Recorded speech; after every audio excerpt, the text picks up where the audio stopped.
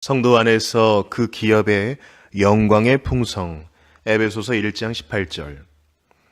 이제 우리는 이 진술의 후반부를 살펴보게 되었습니다. 성도 안에서 그 기업의 영광의 풍성함이 무엇이며, 이는 사도가 에베소 사람들을 위해서 드린 세 가지 특별한 기도 중에 두 번째 기도입니다. 처음 것과 마찬가지로 그 간구도 무엇이며 라는 말로 도입이 됩니다. 우리는 이 진술을 다룰 때에 처음의 것과 같이 마음 눈이 밝혀진 사람들만이 이해할 수 있는 간구임을 명심해야 합니다. 그와 같이 간구도 지혜와 계시의 정신을 가지기를 원하는 보편적인 기도로 보완될 수 있는 것입니다. 이 지혜와 계시의 정신이 없이는 이러한 일들을 이해할 수 없을 것입니다. 이 두 번째 간구에 있어서 두 가지 주요한 관점이 있습니다. 어떤 사람들은 그것이 하나님의 기업 자체를 가리키는 것이라고 주장합니다. 성도 안에 있는 하나님 자신의 기업이라는 것이지요. 구약 성경에 여호와의 분깃은 자기 백성이라는 진술이 그 문제를 그런 식으로 볼 수 있는 여지를 주었다는 것입니다. 그리고 신약에서 거의 같은 것을 의미하는 구절이 있다는 것입니다. 사도 베드로는 베드로전서에서 그리스도인들에 대하여 이렇게 말하고 있습니다. 오직 너희는 택하신 족속이요 왕같은 제사장들이요 거룩한 나라요 그의 소유된 백성이니 이는 너희를 어두운 데서 불러내어 그의 기이한 빛에 들어가게 하신 자의 아름다운 덕을 선전하게 하려 하심이라. 흠정역 성경에서 발견되는 바와 같이 특별한 백성이라는 말이 하나님의 소유가 된 백성이라는 의미입니다. 그러므로 여기 에베소서에서도 그런 식의 의미를 가지고 있다는 것입니다. 하나님의 백성들이 마지막 날에 다 모여지게 될 때 그것이 하나님의 백성들의 총합인데 바로 여기서 그러한 의미로 쓰여졌다는 것입니다. 하나님께서는 이 악한 세대에서 한 백성을 자신에게로 불러내셨습니다. 그는 유대인들과 이방인들 중에서 백성들을 불러내신 것입니다. 이방인의 충만한 수가 다 차게 될 날이 올 것입니다. 또한 모든 이스라엘이 그처럼 구원받게 될 날이 올 것입니다. 그러므로서 하나님의 백성이 다 모이게 될 것입니다. 그러한 식으로 해석하는 사람들은 사도가 여기 에베소서에서 이 표현을 사용하면서 바로 그날을 고대하고 있다는 것입니다. 그리고 사도는 이 에베소 사람들과 우리 모든 그리스도인들이 하나님이 성도들에게 주시는 하나님의 기업이 지극히 크심을 알게 되기를 기도하고 있다는 것입니다. 다른 말로 하여 사도가 드리는 간구는 우리가 속하여 영원토록 있게 될 이 영광스러운 구속을 받은 무리들이 얼마나 광대한가를 어렴풋이나마 개념화시키기를 바라는 내용이라는 식입니다. 그것이 확실하게 가능할 법한 설명입니다. 다른 관점은 사도의 기도는 우리의 마음 눈이 열려져 우리가 속하여 있는 바 하나님께서 우리를 위해서 예비하신 기업의 성격을 알기 위한 것이라고 봅니다. 이는 고린도전서에서 바울이 표현한 것과 같은 의도입니다. 하나님이 자기를 사랑하는 자들을 위하여 예비하신 모든 것은 눈으로 보지 못하고 귀로도 듣지 못하고 사람의 마음으로도 생각지 못하였다. 사도는 우리가 우리 앞에 놓여 있는 것을 더욱 많이 알기를 위해서 기도하고 있습니다.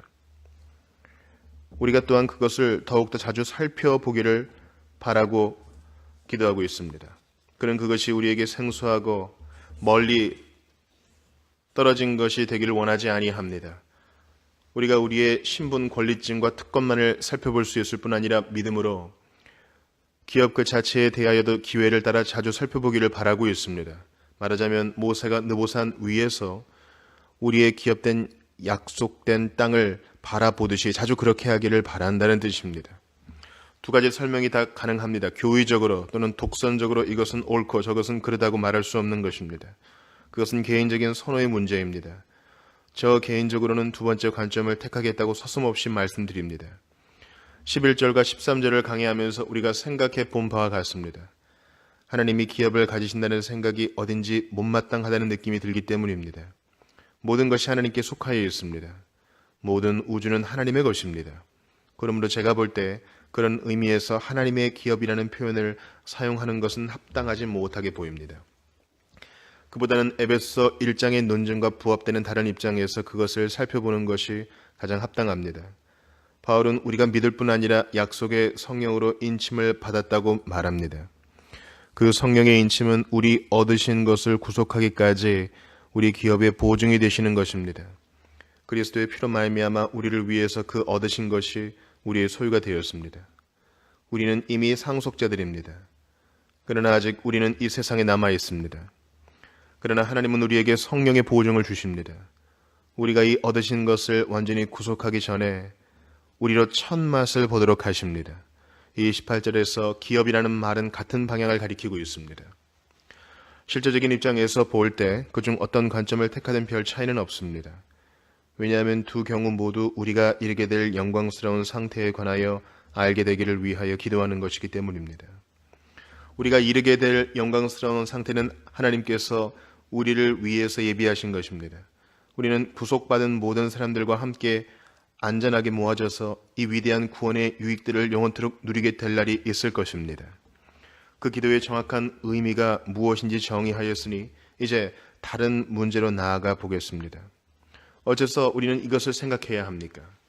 실로 우리가 그렇게 하는 것이 옳은 것인지, 이 전체 개념과 강조점이 현 시점에서는 혐오를 받고 있기 때문입니다.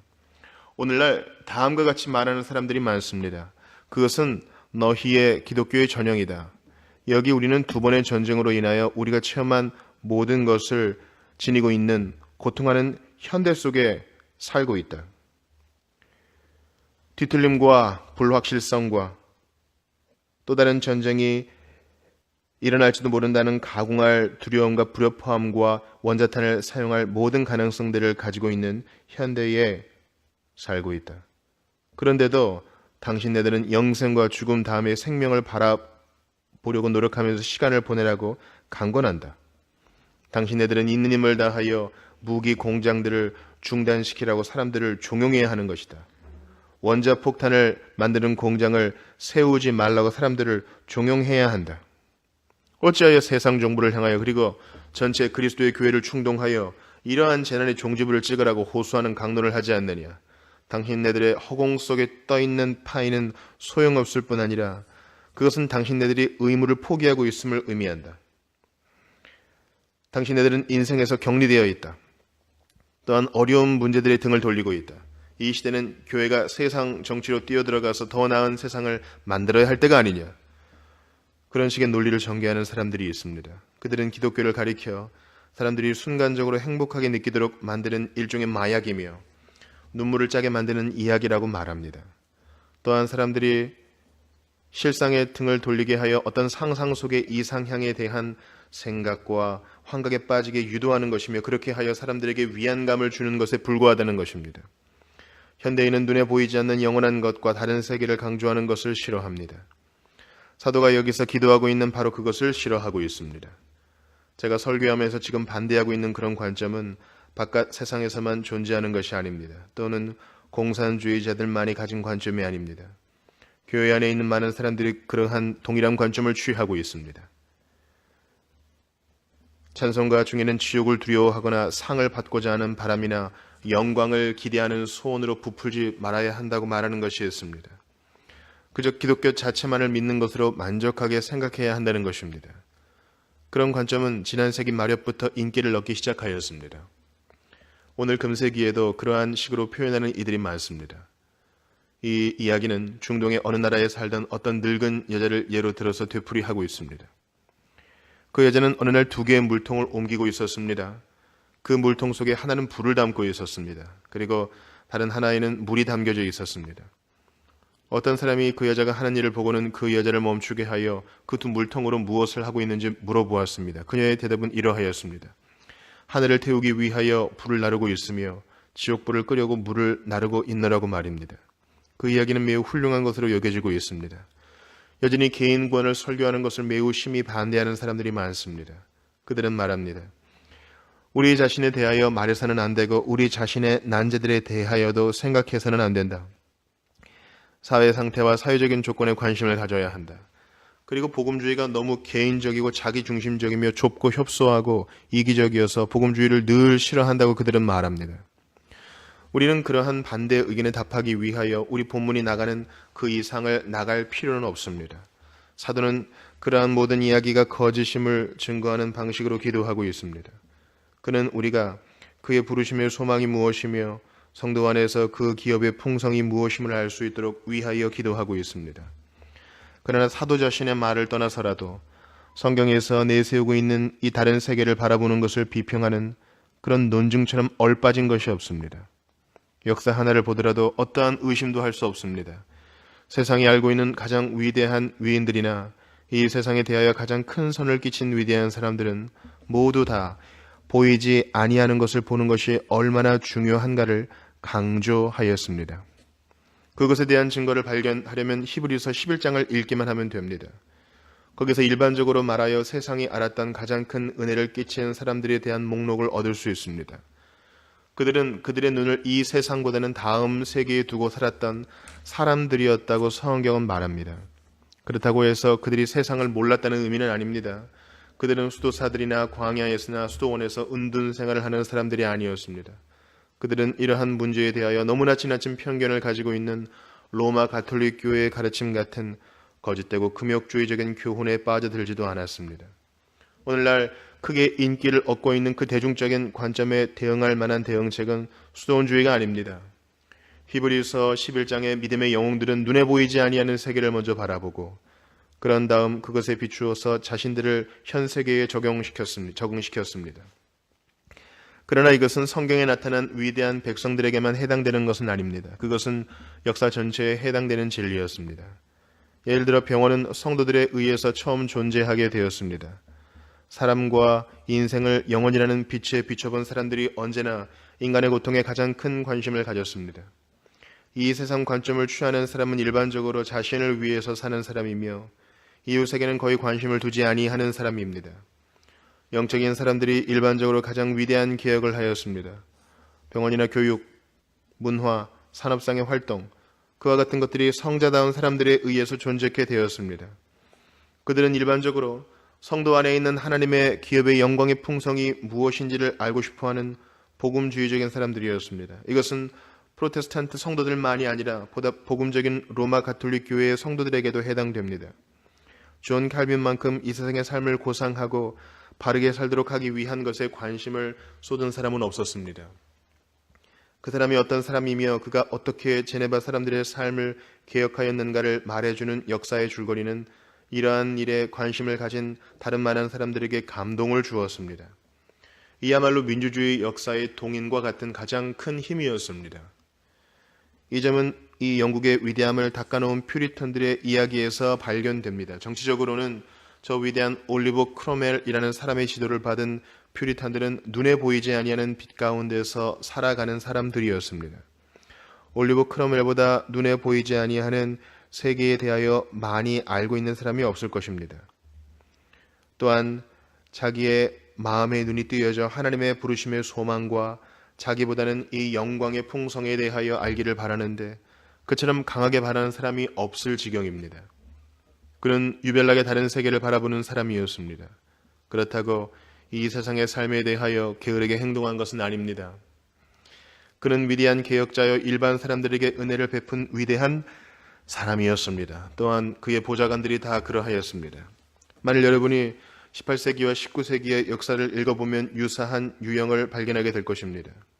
심지어 세속 역사가들마저 18세기 복음적 각성이 영국을 프랑스 혁명과 같은 혁명에서 구원한 것임에 틀림없다고 인정합니다. 또한 그 복음적인 각성이 영국을 그러한 와중에서 구한 것이 틀림없는데 그것은 그 복음의 지도자들이 영혼에 비추어 이 세상의 삶의 참 의미를 알고서 이 세상의 삶을 개선하려고 노력하였기 때문입니다. 다른 말로 해서 가장 위대한 세속적 개선은 언제나 영적인 부흥으로부터 비롯되었다는 점입니다. 우리 시대에 좀 더 가깝게 생각한다면 노동조합이 복음으로 구원받은 사람들의 활동으로 존재케 되었다는 것도 분명한 역사적 사실입니다. 그 노동조합을 결성한 자들은 노동자들이 술 취함과 무지와 악행 가운데서 짐승처럼 삶을 영위해서는 안 된다는 점을 인식하기 시작하였던 것입니다. 대중적으로 이 점을 다음과 같이 흔히 표현합니다. 노동조합 정신은 마르크스보다는 메소디스트주의자들에게 더 큰 영향을 받았다고 말입니다. 오늘날 사람들이 그처럼 자랑하고 많은 이야기를 하는 것들이 내세와 영생의 중요성을 인식한 사람들의 삶을 통해서 나왔다는 것을 우리는 잊어서는 안 됩니다. 실로 사람들이 내세를 잊게 될 때 이 세상에서의 일들을 잘못 생각한다는 것은 정한 이침을 서슴없이 말씀드립니다. 우리가 정치적인 일이나 사회적인 문제들에 관심을 기울여야 한다고 말하는 것이 얼마나 실제적으로 들립니까? 그러나 내세에 관해서 알지 못한 채 그런 일들을 한다면, 또한 영원이라는 맥락 속에서 우리의 활동을 규제하지 못한다면 언제나 이 세상이 퇴화하는 것을 발견하게 될 것입니다. 지난 40여 년 동안 사람들은 이 세상만을 강조하여 왔습니다. 하늘나라와 그 영광에 관한 설교가 인기 없는 것이 되었습니다. 그러나 이 세상에서 일어나고 있는 일과 이 세상을 주의하여 보십시다. 사람들이 내세를 잃고 현실 생활에만 집착할 때 이 세상은 일종의 산지옥이 되어버립니다. 혼돈, 무법과 부도덕과 악의가 판을 치게 됩니다. 사람이 이 세상에서 어떻게 삶을 영위해야 되는지를 아는 사람들만이 인생에 대한 철저한 관점을 가집니다. 이 세상에서의 삶을 진실로 존중하는 사람들만이 이 세상은 다음 오는 세상에 대한 대합실에 불과함을 알고 있습니다. 이 세상의 부패에 관해 진실로 관심을 두는 사람들은 자신이 하나님의 자녀이며 이 세상이 하나님의 세계임을 아는 자들 뿐입니다. 그러므로 만일 여러분이 세상에서 충만하고 보상 있는 삶을 영위하고 싶으면 먼저 다음과 같은 것을 인식해야 하는 것입니다. 그러한 삶에 이르는 지름길은 우리가 당도할 세상을 생각하는 것입니다. 성도 안에서 그 기업의 영광의 풍성이 무엇임을 묵상해야 된다는 점입니다.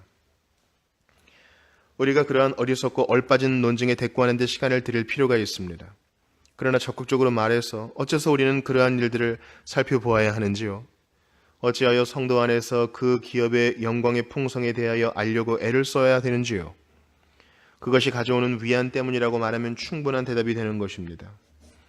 사도 바울이 로마서 8장에서 위대한 논증을 펼칠 수 있었던 것은 그러한 것을 비추어 생각할 때입니다.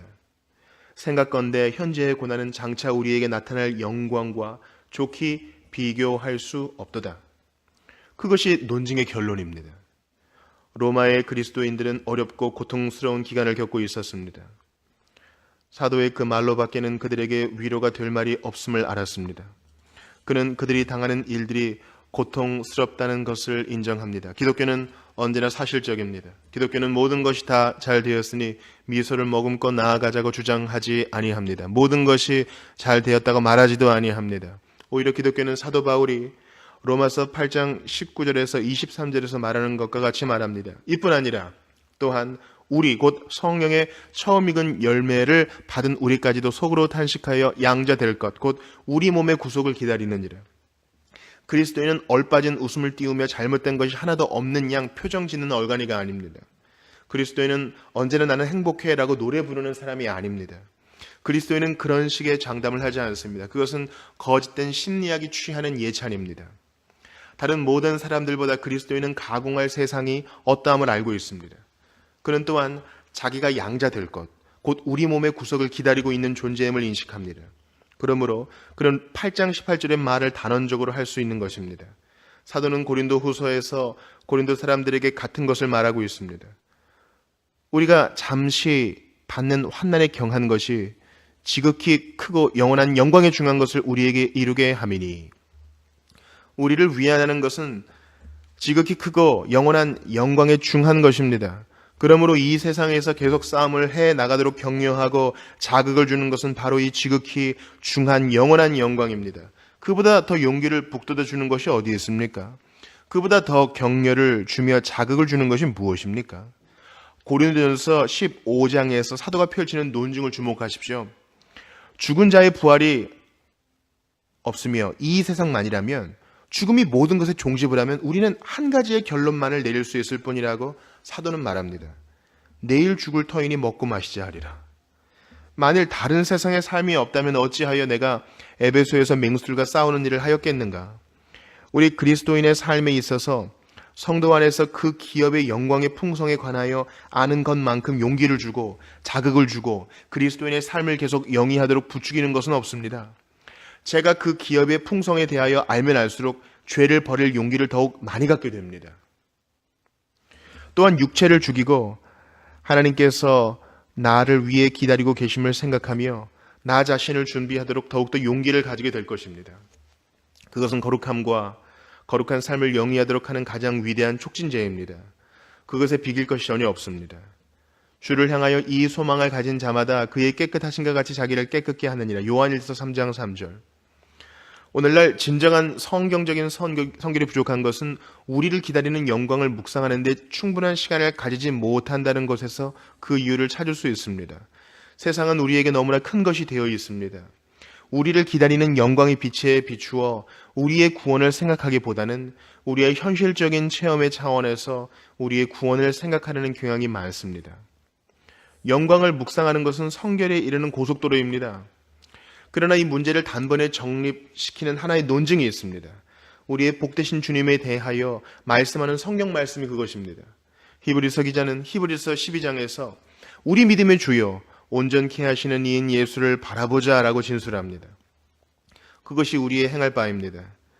우리는 달려갈 경주를 하고 있습니다. 그 경주는 우리로 하여금 무거운 것과 모든 얽매이기 쉬운 죄를 벗어버리고 경주로서 우리 믿음의 주요 온전케 하시는 이인 예수를 바라보도록 요구합니다.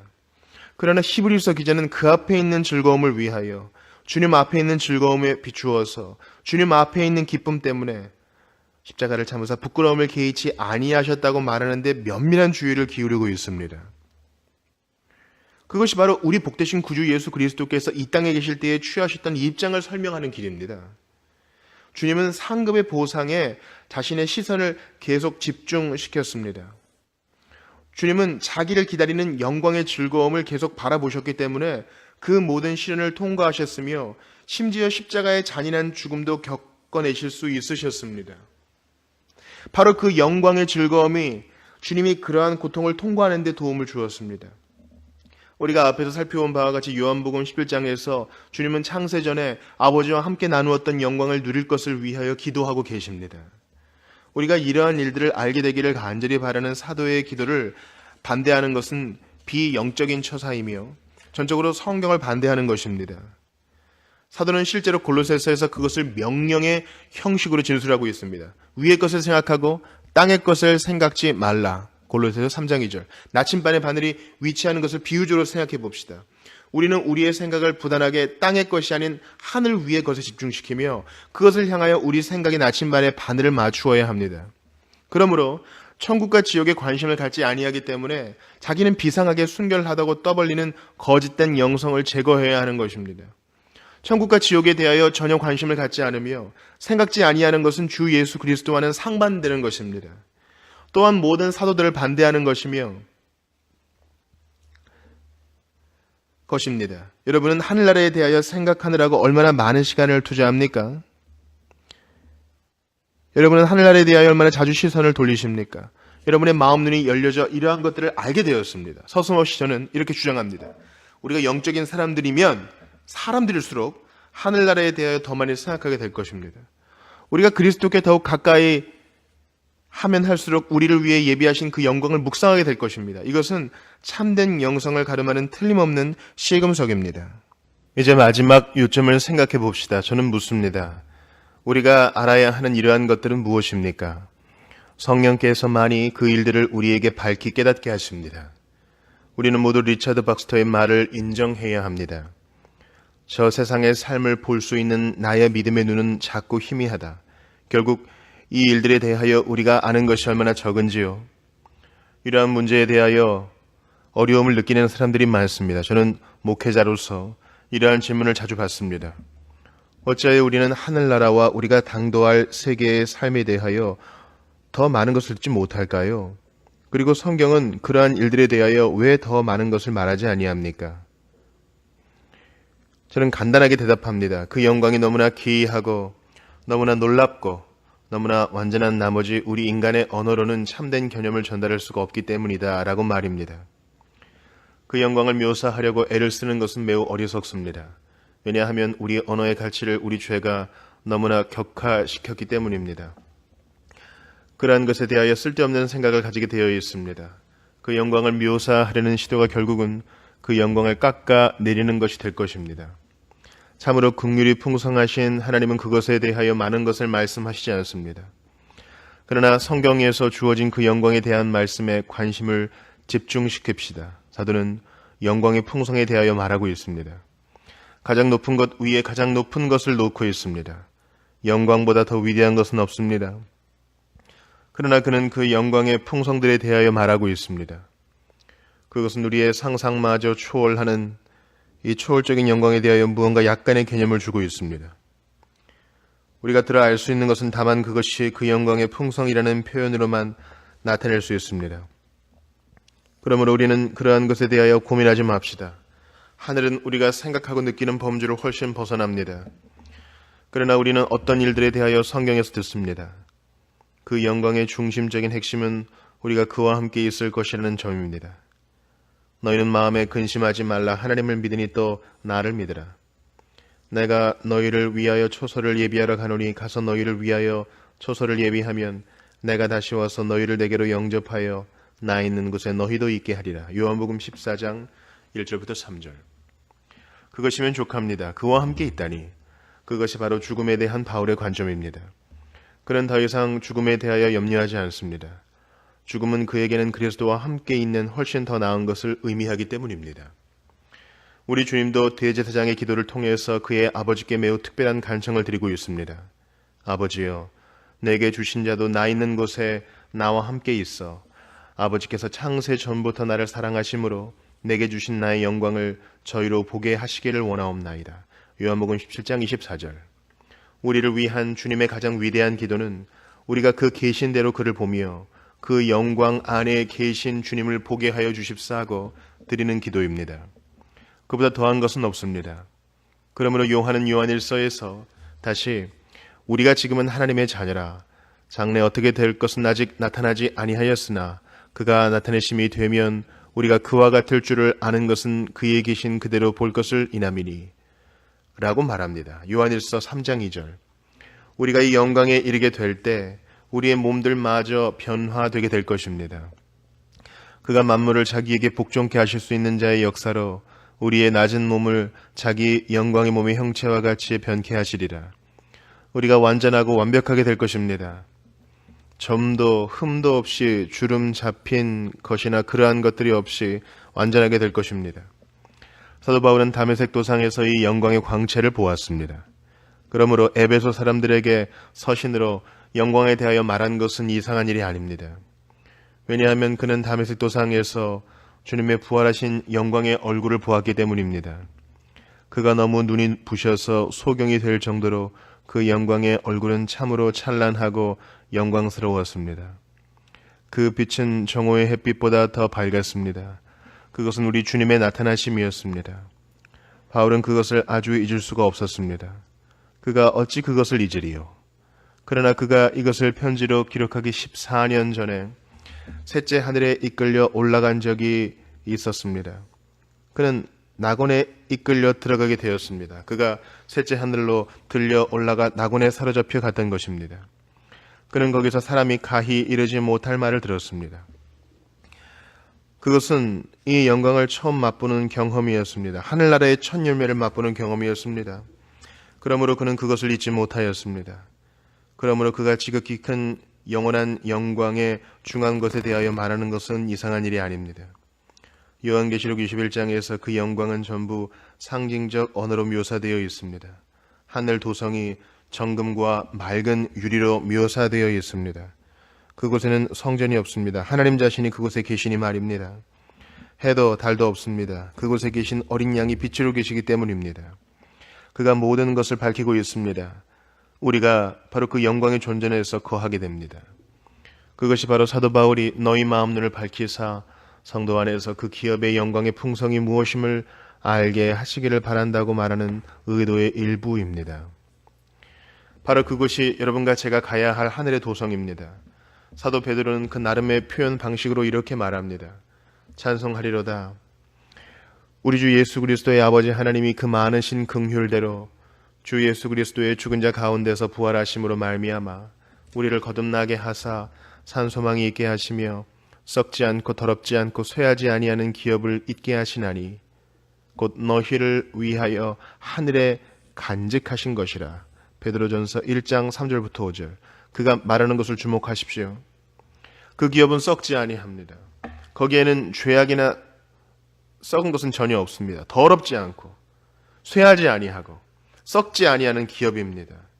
우리는 그것에 대하여 생각으로는 상상해낼 수가 없습니다. 우리는 죄악 세상과 죽음과 부패에 익숙하여 있습니다. 꽃은 얼마나 아름답습니까? 그러나 내일 모레가 지나서 그 꽃을 보세요. 여러분은 그 꽃을 쓰레기통에 집어 던질 것입니다. 이 세상에 있는 모든 것이 오염되어 있고 부패되어 있습니다.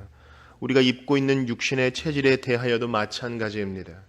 우리는 질병을 당합니다. 늙게 되고 부패하게 됩니다. 그러나 거기는 그러한 것이 없습니다. 썩지 않고 더럽지 않고 쇠하지 아니하나니. 거기에는 슬픔이나 눈물, 죄악, 분쟁 등 우리를 불행하게 만들고 침체시키는 것이 전혀 없습니다. 그러나 그것은 성도들만을 위한 것입니다. 더럽지 아니하는 것만 그 거룩한 성에 들어갑니다. 음행을 행하며 거짓말하며 우상을 섬기는 모든 흉흉한 것들은 다 밖에 있습니다. 제가 이제까지 말씀드린 것은 모두 성도들만을 위한 것입니다. 주 예수 그리스도께서 마태복음 25장에서 그와 유사한 말씀을 하셨습니다. 내 아버지께 복받을 자들이여 나와 창세로부터 너희를 위하여 예비된 나라를 상속하라. 그것은 성도들만을 위하여 예비된 것입니다. 하나님의 소자들, little ones를 사랑하였고 옥에 갇혔을 때 찾아보았고 줄이고 목마를 때 먹을 것과 마실 것을 주었고 헐벗었을 때에 입을 옷을 준 사람들만을 위하여 준비된 것입니다. 그 나라는 그들만을 위하여 예비되었습니다. 바울은 자기가 하나님께 받은 사명을 이렇게 말하고 있습니다.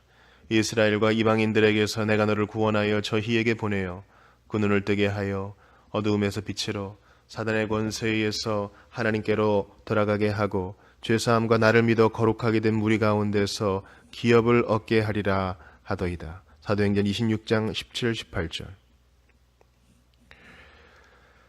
그것은 다음과 같은 지점에 이르게 됩니다. 우리가 이 세상에서 삶을 영위할 때 구별하여 채로 치는 큰 과정이 진행되고 있다는 것입니다. 하나님께서는 이 영광을 받기로 되어 있는 작정된 사람들, 이 기업을 받기로 되어 있는 자들에게 손을 얹으셨습니다. 곧 성도들이라 불리는 사람들입니다. 성도들은 하나님의 성령에 의해서 하나님을 위하여 구별된 하나님의 사람들입니다. 하나님을 위하여 따로 떼어놓은 사람들입니다.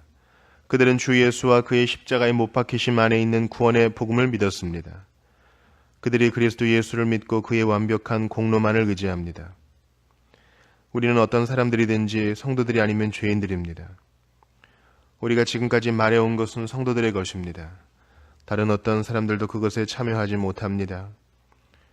또한 어떤 사람들도 그것을 성도들에게서 빼앗아갈 수가 없습니다. 내가 확신하노니 사망이나 생명이나 천사들이나 권세자들이나 현재일이나 장래일이나 능력이나 높음이나 기품이나 다른 아무 피조물이라도 우리를 우리 주 그리스도 안에 있는 하나님의 사랑에서 끊을 수 없으리라. 만일 여러분이 성도여 하나님의 백성들 중에 한 사람이라면 제가 말씀드린 그 영광을 차지하게 될 것입니다.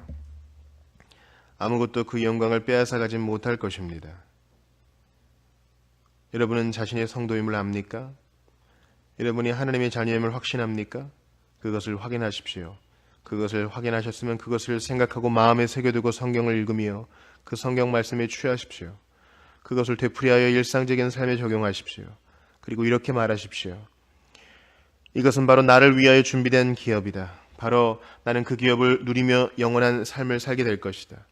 우리는 그러한 일을 위하여 얼마나 많은 시간을 보냅니까? 사도가 에베소 사람들을 위해서 드린 기도를 우리 자신을 위해서 드립시다. 하나님의 성령께서 우리의 마음 눈을 열어주십사하고 하나님께 기도합시다. 그리하여 이 일들이 우리에게 진실한 것이 될 수 있도록 기도합시다. 그렇게 될 때 우리는 이 세상의 일을 생각하느라 우리 모든 시간을 빼앗기지 않을 것입니다. 이 세상은 지나가는 세상입니다.